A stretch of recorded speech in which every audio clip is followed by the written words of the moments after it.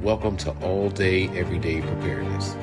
Have you ever wondered how hard and difficult SHTF really will be? Well, if you've thought that, you're not alone. Today, I'm going to cover 5 things to avoid during SHTF because it's important to know what to do and what not to do. And knowing both of those things will increase your chances of survival. Number 1 is to avoid panic. Now, one of the worst things you can do during an SHTF situation, or really in any situation, is panic. Panic can cause you to make impulsive decisions that may not be in your best interest. It can also cause you to waste valuable resources such as food, water, and other crucial supplies. Instead, you want to try to remain calm and think rationally. Now, take a moment to assess the situation and to make a plan. Now, during a catastrophic event, just like SHTF, panic can quickly become one of the most debilitating factors. The adrenaline rush and the sense of impending doom can easily push someone into making some hasty and even dangerous decisions. Now, these decisions could result in not only putting yourself in danger, but also putting the others around you in danger as well. That's where prepping and having a preparedness plan come into play. That way you're ready to face anything that comes your way because you have a specific and set plan on how to deal with these situations. So you want to develop a plan, you want to prioritize your task and focus on the most crucial aspects about that situation.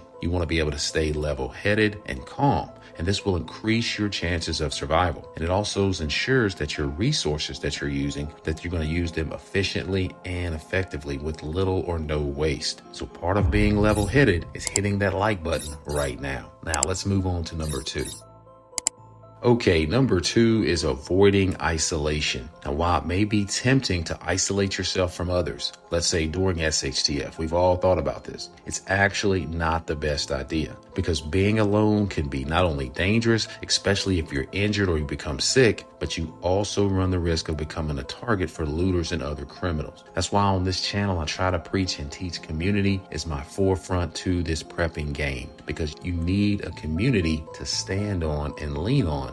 Community is everything, guys. That way you can help each other and watch each other's back. This will not only increase your chances of survival, but it's also going to provide you with a support system during difficult times. And we all know that during SHTF, guys, there's going to be plenty of difficult times. Okay, moving on to number 3 is to avoid wasting resources. But during SHTF, guys, resources, as you know, such as food, your water, and your medical supplies will become scarce. So it's important to avoid wasting these resources by being mindful of how much that you use and how much that you need to use on a daily basis. For example, don't drink more water than you need to, and don't eat more food than you or your family members require. Rationing will certainly come into play during a disaster scenario, or much more importantly, during SHTF. Okay, number 4 is don't trust everyone.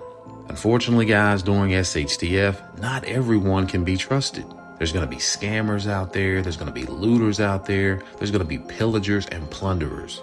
And there's going to be what you call opportunists, guys. They're going to be looking to take advantage of others for their own gain. And if there's little or no rule of law in place, so that's why being prepared is so important. It's important to be cautious and skeptical of those who approach you, especially during those times. You can't just trust strangers blindly, guys. If we look around at the world, we see that crime is up and people are starting to have a hard heart. They just don't care anymore. You certainly can't trust everyone. So always be on guard for potential threats. And again, remember, you can't trust everyone. Here comes number 5, guys, and this may be the most important depending on how you look at these situations, and that is to avoid being unprepared altogether. Because one of the biggest things to avoid during an SHTF situation, obviously, is not being prepared. This includes having enough food, water, and medical supplies on hand for you and your community, or for you and your family, those that are riding out the storm with you. It also means having a plan in place for emergencies. And you want to make sure that you have a well stocked out bug out bag and a plan where you will go if indeed you need to evacuate your home. So being prepared can mean the difference. And I can't stress this enough, guys. Being prepared will mean the difference between life and death. So there you have it, guys. These are my top 5 things to avoid during any SHTF situation. Remember, staying calm, forming a community, conserving resources, and being cautious of strangers, and being prepared are all important steps towards survival. Now, if these tips were helpful to you, let me know and hit the like button. Make sure that you share this video with others. Don't forget to subscribe and turn on the notification bell so you won't miss any of my new upcoming videos. But again, thanks for watching. Continue to prepare, and as always, be blessed.